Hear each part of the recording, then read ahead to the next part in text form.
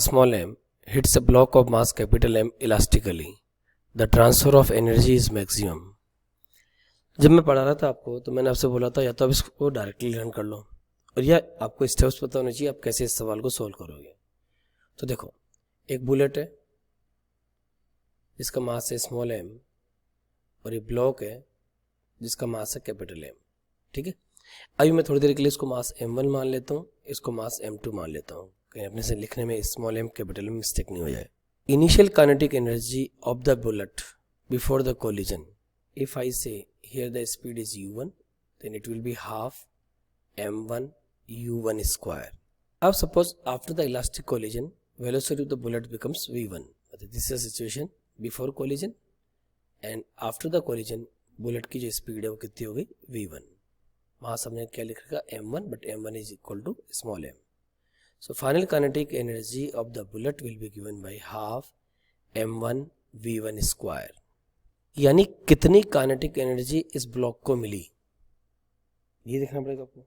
ठीक है, क्योंकि मैक्सिमम ट्रांसफर ऑफ एनर्जी की बात कर रहे हैं. So kinetic energy which is transferred to the big block, or you can say to the block, that is delta k equal to half m1 u1 square minus half m1 v1 square. क्योंकि पहले half m1 u1 square energy थी, अब टकराने के बाद half m1 v1 square हो गई. तो ये जो डिफरेंस है, ये डिफरेंस ही तो किसको मिला होगा, ब्लॉक को मिला होगा. Further we can solve delta k is half m1 u1 square minus v1 square. Now we will calculate fractional decrease in kinetic energy. So fractional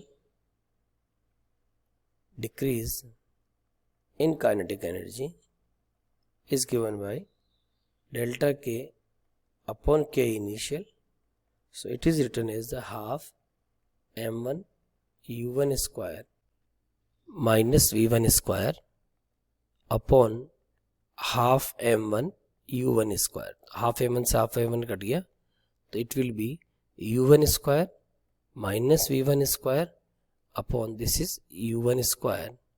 further you will solve और you will write 1 minus v1 square upon u1 square. अब देखो v1 की value क्या होगी.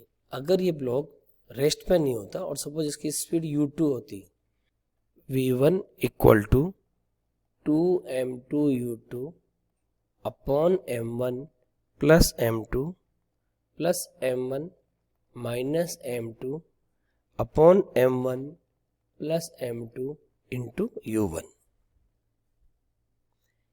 अब block तो रखा हुआ है, u2 की वैल्यू 0 है, तो यहाँ पे जैसे u2 की वैल्यू आप 0 पुट करोगे फाइनली आपका v1 कितना आ जाएगा, it will B m1 minus m2 upon m1 plus m2 into u1.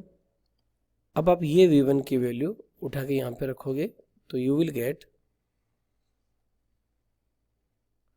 Delta k upon k initial is given by 1 minus v1 square. देखो m1 minus m2 upon m1 plus m2 into u1 square. तो ऊपर का u1 square नीचे का u1 square cut गया तो क्या बच गया 1 minus m1 minus m2 upon m1 plus m2 whole square. यही बचा आपका. Further we will solve it and we will get 2m1 m2 and 2m1 m2. So it is 4m1 m2 upon m1 plus m2 whole square. Now we will rearrange it. Delta k upon k initial is given by 4m1 m2. नीचे भी मैं लिख लूँ 4m1 m2.